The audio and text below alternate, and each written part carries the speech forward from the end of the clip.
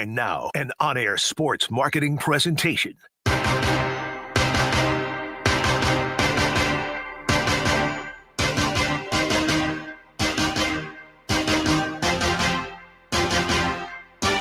It's Roc and Manuch with Jimmy B. Now on ESPN 620, 98.7 FM HD2, and streaming live at ArizonaSports.com. The guys are powered by the law offices of Lerner and Rowe. In a wreck and need a check? Make one call, that's all. 602-977-1900. And now on your ESPN station in Phoenix, ESPN 620, Roc and Manuch with Jimmy B. All right, we're in September. And, of course, when it comes to September, we all go back to 2001 and September 11th. And there's a group in Arizona called the 100 Club of Arizona. Manuch and I have been very involved with this organization for many years, a nonprofit dedicated to supporting the first responders and their families through scholarships, mental health programs, and financial assistance, as well as a bunch of other critical incidents.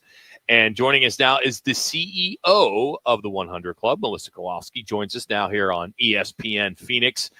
Melissa, it's Roc and Manuch. Thanks so much for joining us. As we get started here, for those who do not know, what is the mission of the 100 Club, and how does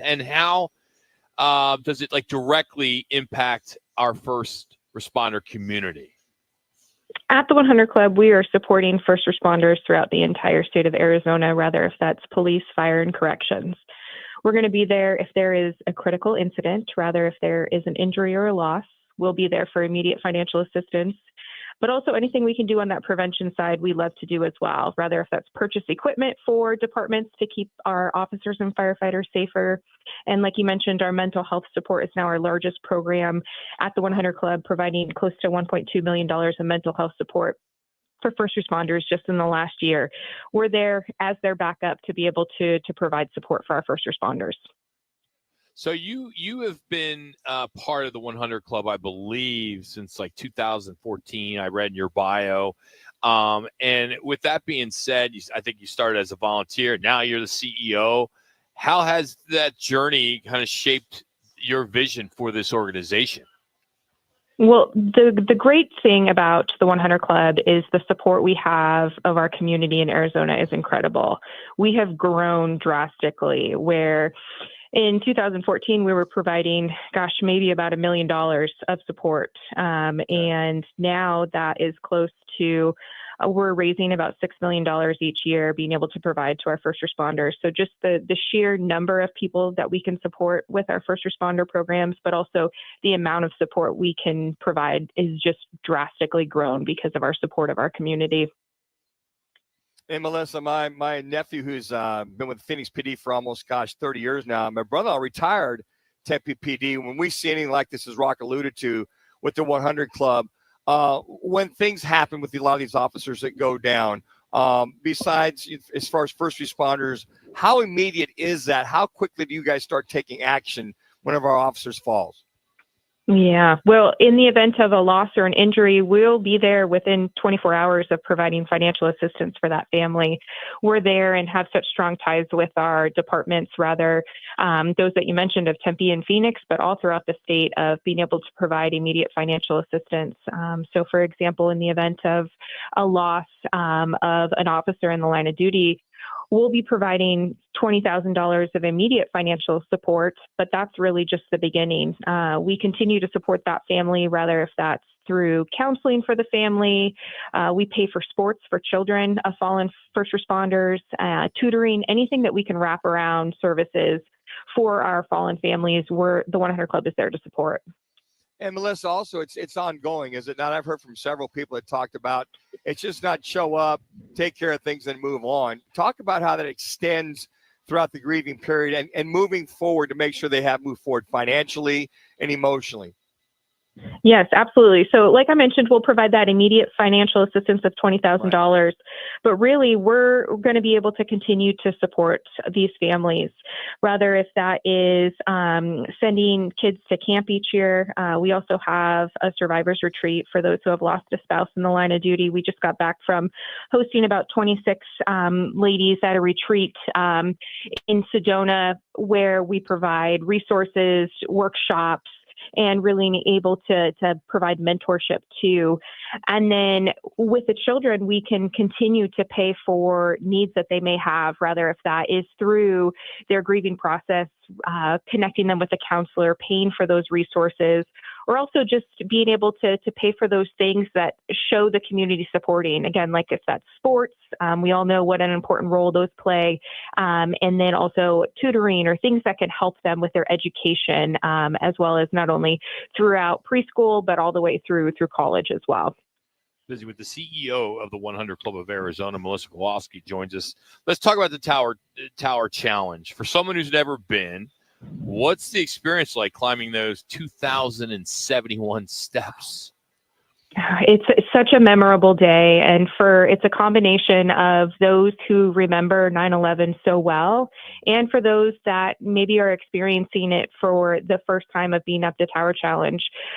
We honor all 422 of our first responders that we unfortunately lost that fateful day, and we put pictures of every single fallen officer. For example, firefighter Lieutenant Thomas Kelly of FDNY, his cousin and his cousin's family will climb in his honor. And so we have community members come. We also have a lot of first responders who come. So we have our first responders go first, and they're in their full turnout gear. So we've got our firefighters wearing masks and tanks and their turnouts. And then we have police wearing their ballistic vests and their SWAT gear to really honor all of those that were fallen that day. So it's a great opportunity to be able to provide that honoring for all of those that we lost at 9/11. So let's talk. There's two events, Glendale this weekend at Desert Diamond Arena on Saturday, then in Flagstaff at NAU Skydome on Thursday, September 11th. Talk about those two events and what makes Glendale and Flagstaff events so unique this year. Yeah, Desert Diamond Arena is such a great partner of ours. They host us at no cost, and so come out on this Saturday, September 6th. The climb starts at 7 a.m. So registration starts at 6. You can go to 100club.org for that, and it's really an experience. So yes, you're going to get some steps in.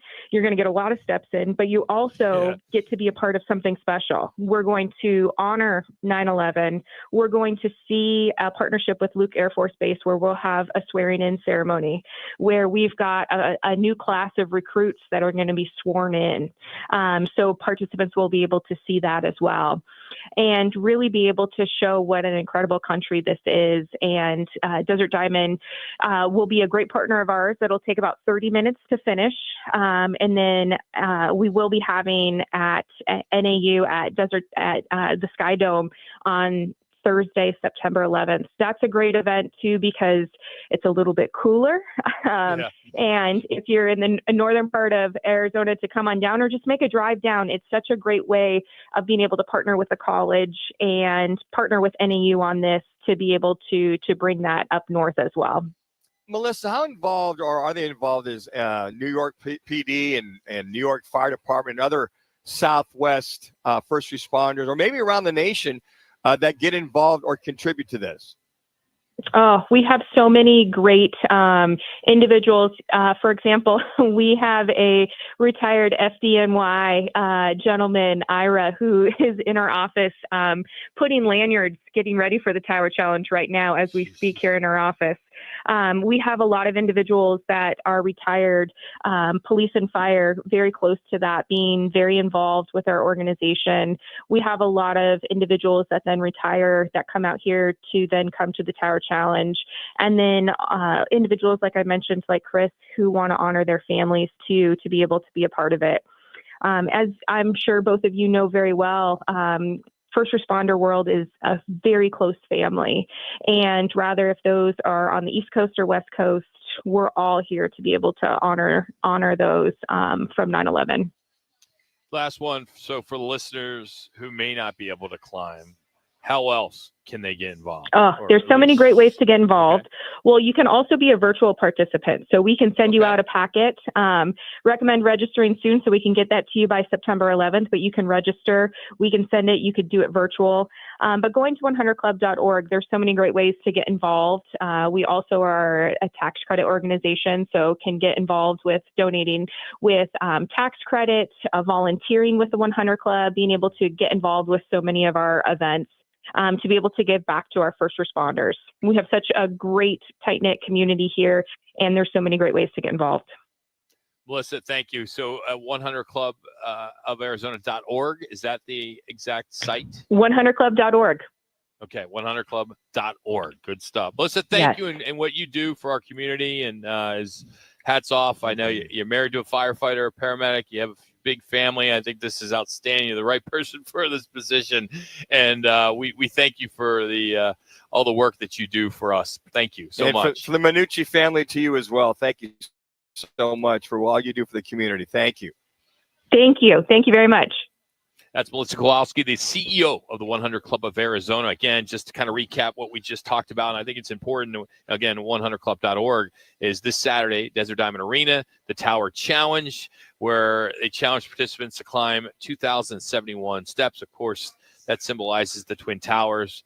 They're expecting about 1,000 to 1,500 people across both locations. They're all going to do they're going to do Flagstaff as well on September 11th. So it's pretty cool. I mean, 100% of the proceeds support the 100 Club's mission. I've been fortunate to be involved in this organization for many, many years as part of other charities that I'm involved in. It seems like the 100 Club is one that you always you see them, you stop. Sure. I'm just, it's amazing to me that they're within 24 hours, if we have a fallen officer, fireman, officer, whatever, that they're on the scene. And they're there to lend, number one, the money, and then the support and anything else. And then beyond that, a lot of people, family and friends, 2, 3, 4, 5 months go by, you grieve with them, but they continue that, which is vitally important because they're going to need that support for many years. And then for the kids, all of the moving forward in school, the college education and moving forward, boy, that is so paramount, the need for that mother or that father who is left behind. So we're out here at the Orangedale Lounge in North Scottsdale. I don't know, you can call it a bougie dive bar is what some of the people call it here. What's the term bougie mean, Rock? I've never heard North that before. Scottsdale, it's like there's not such thing as there's not such thing as a dive bar in North Scottsdale. It's an oxymoron. That's why we came up with this concept, because we thought it would be kind of cool. And we a couple of my partners all had ties to Maloney's, which is a very very busy bar. Remember it well. In the late 90s that went on to be Mastro's and now Dominic's and everything else. So, but we just missed Power Hour. We do Power Hour from 1 to 2. I like Power Hour. Couple bucks off. Happy hour's going on right now. We do happy hour till 6:30. And Rock, do you like the big thing that we do on Thursday nights, which has been a big hit, is the Housewives of Orangedale.